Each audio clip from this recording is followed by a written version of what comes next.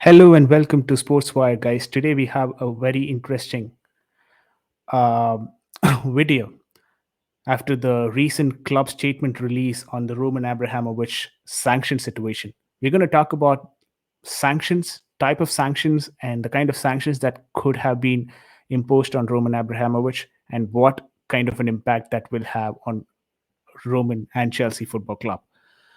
So today in the evening, we had a news that was breaking out from directly from Chelsea, of course, in the Twitter, um, where there was a club statement that was released, um, where Roman Abramovich directly addresses it, which is on the screen right now for you guys to read.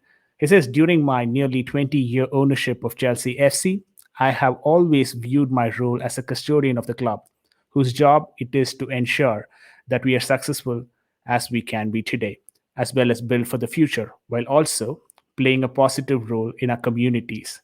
I have always taken decisions with the club's best interest at the heart. I remain committed to these values. That is why I am today giving trustees of Chelsea Charitable Foundation the stewardship and care of Chelsea FC." This is a very important line, guys. He says, "That is why I am today giving trustees of Chelsea's Charitable Foundation the stewardship and care of Chelsea FC. I believe that currently they are in the best position to look after the interests of the clubs, players, staffs, and the fans." So, what does this mean? What does this mean for Chelsea Football Club? The first question that most of you guys would be having is Roman Abramovich pulling out from Chelsea? Is he moving out of Chelsea? From this particular statement, there is no clear cut reason for us to believe that he is leaving Chelsea. So, why does he do that? This is what I think about why he's actually done it. When sanctions are put on a person or an individual or a country, the first thing that they do is try and distance themselves from the asset and let the asset run their regular operations, right? Let's take the Chelsea case itself, right?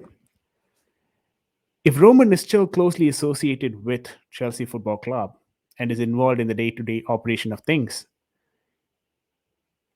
and there is a huge pressure in terms of the sanction by the UK government, what it'll do is it'll have a ripple effect on the club, the asset that he's owning and is currently being involved with.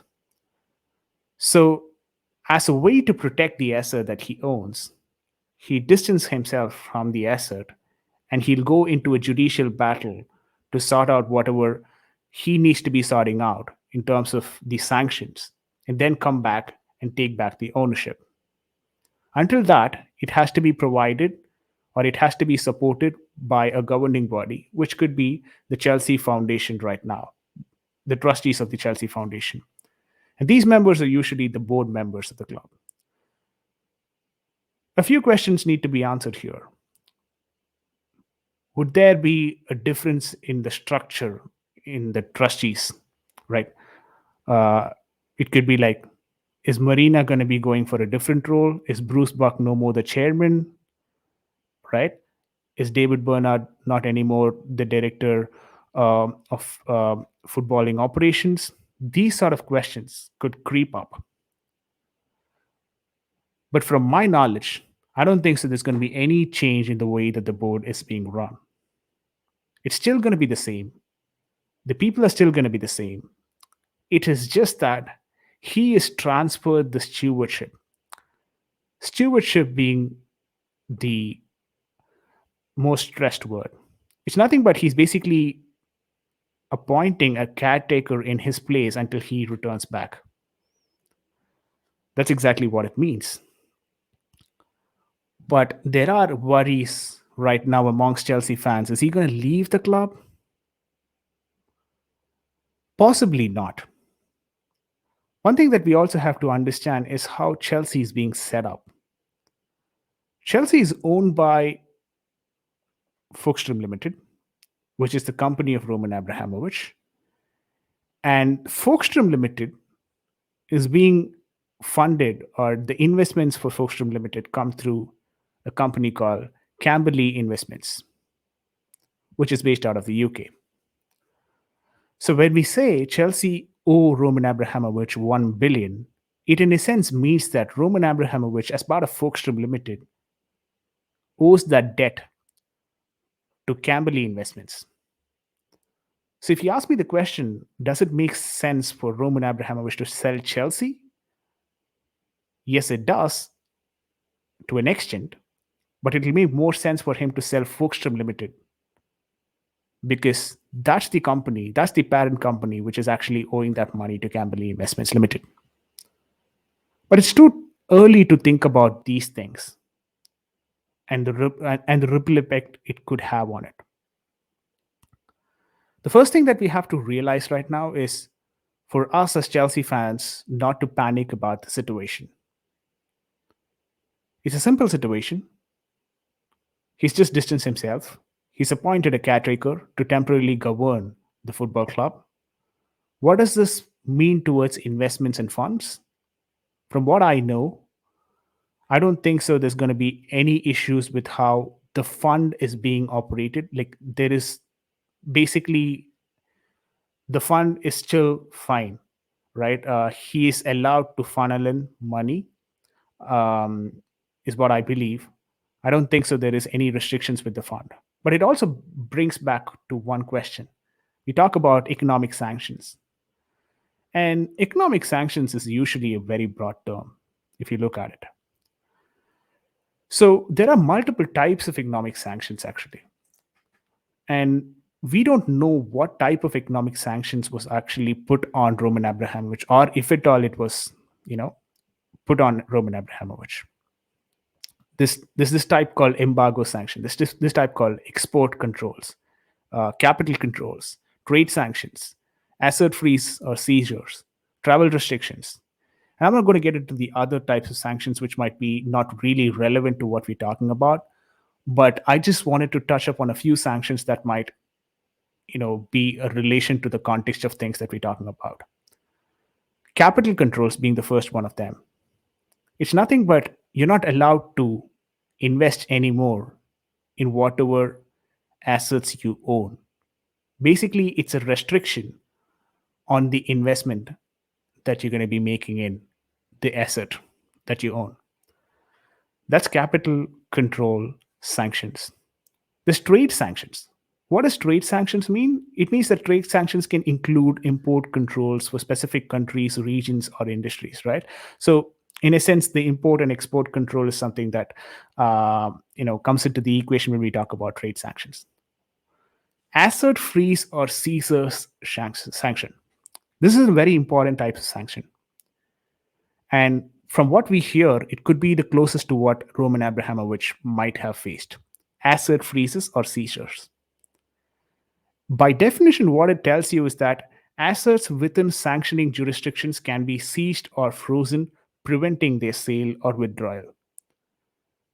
There are multiple operative words in this definition that I just read to you. The first one being assets within sanctioning jurisdictions.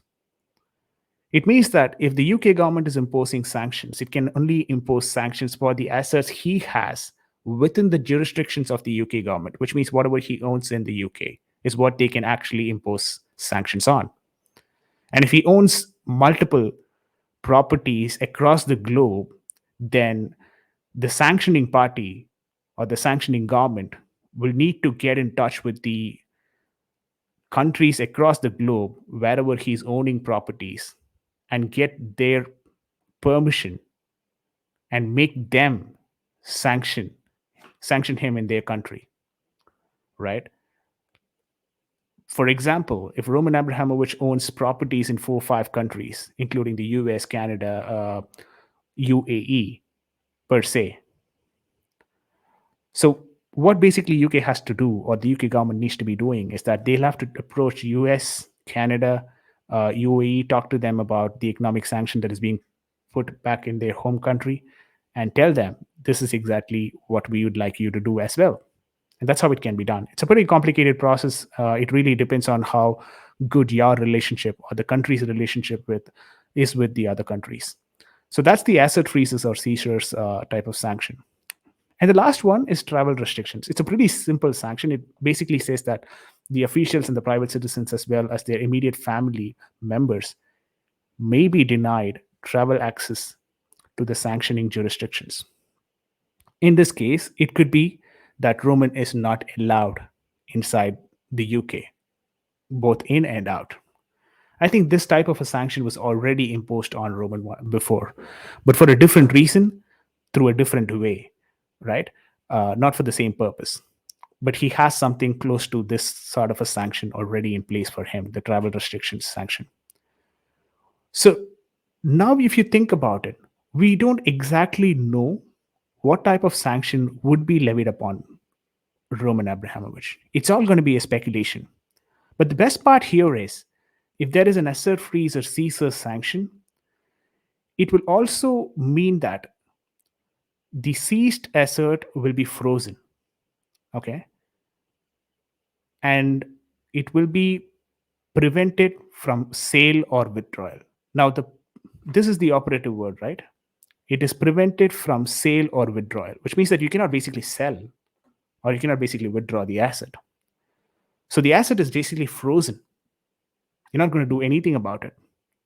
Until the judicial side of the things clear up, you're not going to do anything with it. Right? This in turn could be a bit of a confidence boosters for Chelsea fans where, if the asset is frozen and no one is doing anything about it, it means that uh, the the club is not going to be up for sale. But it also opens up one more question. Can we do normal business? We cannot. That's the problem, right? That's the reason why he has to, first of all, distance himself so that, he lets the operation side of Chelsea continue. But at the same time, go for a judicial battle, try and clear out things, and then probably get back the stewardship. It's a very complicated process if you look at it. And again, the regulations is something that keeps differing between continents and countries, right? So from the country that I talk, I could be looking at things from a different regulations than the actual regulations back in UK or in the US, right? So there is a good chance that the regulations might differ. And if I talk too much about it, it could go into more on legal and finances things, financial side of things, which we'll try to avoid and try to stick around the topic which will really matter the most for the Chelsea football fans, which is to see their club perform at the top of their level. So from that context of things, right now, all that we have to know is that things aren't as intense as it is made out to be in a lot of social media platforms. It's just an evasive technique that is being followed by most of the billionaires in to, as an act of protecting their asset. Okay, and this is something every billionaire does, and they will do, or they will be advised by their legal team to do. There's going to be plenty of loopholes that Roman Abramovich and their legal team might try and exploit in this situation to get out of the difficulties arising out of the situation. It will be definitely interesting over the next 4 or 5 months on how things are going to progress or regress. But either way, we'll be having a close look at it.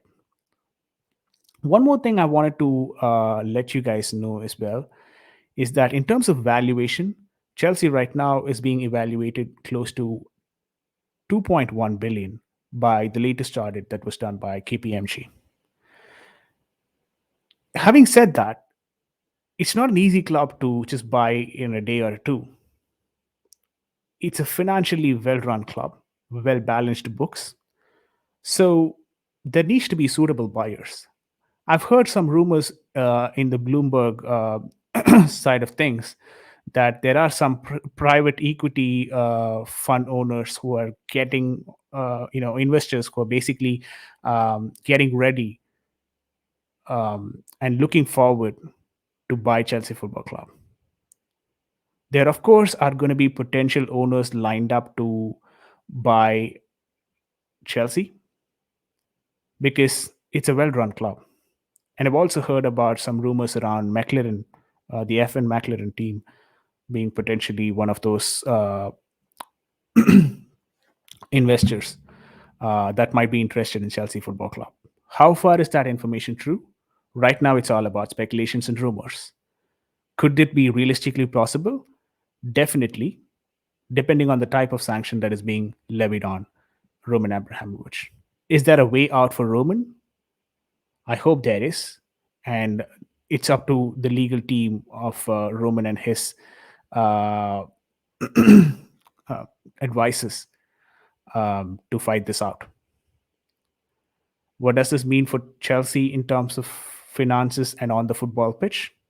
First thing, right now, I don't think so there's any financial implications because of that. Footballing pitch, of course, there is none, except for the mindset of the people or the players and the managers who are playing in it, which could be diverting a bit there because they're not sure about what is going on in the upper management, and that could possibly cause a bit of, you know, uh, a confusion mentally for the players. But we as Chelsea fans right now need to be very confident that our club is going to be run best in the best way, be it by Roman or anyone who comes in. And we support the club for the footballing side of things. And let's stick to that. Let's stay out of the politics, because the reason why we don't talk about politics is, in essence, we don't have a lot of data points to back whatever we're talking about. And without data points, it doesn't make a lot of sense for us to talk about it also. So I would prefer if I refrain myself from the political side of things and stick to the footballing and business side of things of Chelsea Football Club. And what does this statement does to it? Nothing much than providing an authenticity to the public and the British government officials and the elected personnel of British government